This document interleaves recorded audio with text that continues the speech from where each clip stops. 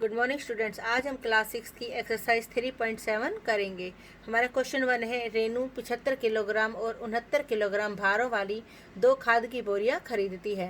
भार के उस बट्टे का अधिकतम मान ज्ञात कीजिए जो दोनों बोरियों के भारों को पूरा पूरा माप सके।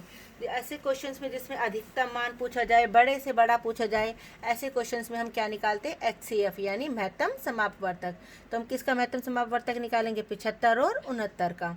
तो हम भाग विधि से निकाल रहे हैं, हम गुणनखंड विधि से भी निकाल सकते हैं। 75 को हमने किससे भाग की? 69 से। 1 पर गया, हमारा कितना शेष बचा? 6। अब 6 को हम किससे भाग करेंगे?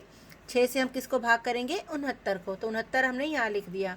69 को हमने 6 से भाग की। 6 कम 6, ऊपर से तारा 9, 6 कम 6। अब हमारा फिर 3 शेष बच गया।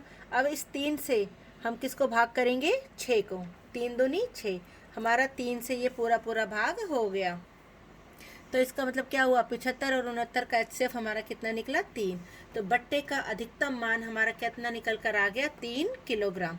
अब ये 3 किलोग्राम से उसने क्या पूछा था? अधिकतम मान ज्ञात करो जो दोनों बोरियों के भारों को पूरा पूरा माप सके। तो इस 3 किलो का हम जो हमारा बट्टा होगा, बाट होगा, वो हमारा क्या करेगा? इस 75 किलोग्राम को 25 बारी में पूरा पूरा नाप देगा। और जो दूसरी बोरी थी उसमें जिसमें 69 किलो खाद थी, उसको कितनी बारी में पूरा पूरा नाप देगा? 23 बारी में। हमारा सेकंड क्वेश्चन है, 3 लड़के एक ही स्थान से एक साथ कदम उठाकर चलना प्रारंभ करते हैं।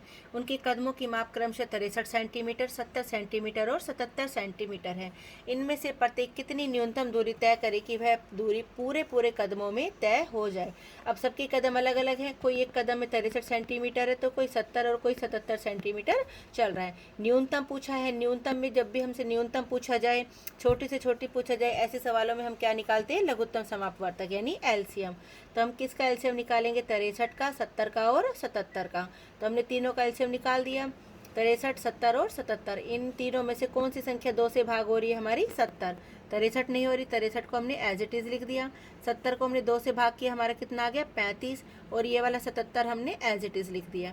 अब इनमें से कोई भी संख्या हमारी 2 से भाग नहीं हो रही। इसमें से सिर्फ हमारी जो 63 है वो किससे भाग हो रही है? 3 से। हमारा कितना आ गया? 21। 35 और 77 हमने ऐसे का ऐसे लिख दिया। 21 फिर 3 से भाग हो रहा है, 3 सत्ते 21। 35 और 77 ऐसे ही लिख दिया। अब इनमें से कोई भी संख्या 3 से भाग नहीं हो रही। ये वाली संख्या है हमारी किससे भाग हो रही है? 5 से। तो 5 के पारे में 7 तो आता नहीं, 7 एज इट इज़ लिख दिया। 5 सत्ते 35 और 77 भी नहीं आता। अब ये तीनों संख्या किससे भाग हो रही है? 7 से। 7 एकम 7, 7 एकम 7 और 77 के 7 से भाग के हमने क्या आ गया? हमारा 11। अब 11 किससे भाग होगा? 11 से। ये एक ऐसे कैसे, ये एक ऐसे, और 11 एकम 11। तो हमारा लघुत्तम कितना निकल के आ गया? जो हमारी ये संख्या है बाहर बाहर इनकी गुना कर लेंगे। 2 गुना 3 गुना 3 गुना 5 गुना 7 गुना 11। तो हमने सबकी गुना की, तो हमारा कितना आंसर आ गया? 6930 सेंटीमीटर। तो यानी उन्हें कम से कम कितनी दूरी चलनी पड़ेगी? न्यूनतम दूरी क्या है हमारी? 6930 सेंटीमीटर। तो पहला लड़का कितने कदमों में इस दूरी को नापेगा? 6930 सेंटीमीटर उसको चलना था। और उसके कदम कितने हैं हमारे? एक कदम में वो कितनी दूरी चलता है? 63 सेंटीमीटर। यानी उसको 110 कदम चलने होंगे। दूसरे लड़के को 6930 की हमने 77 से भाग की, हमने 99 कदम में वो पूरी दूरी तय करेगा। तीसरा लड़का है हमारा, 6930 की 77 से भाग की, उसे कितने कदम चलने पड़ेंगे? हमारे 90 कदम।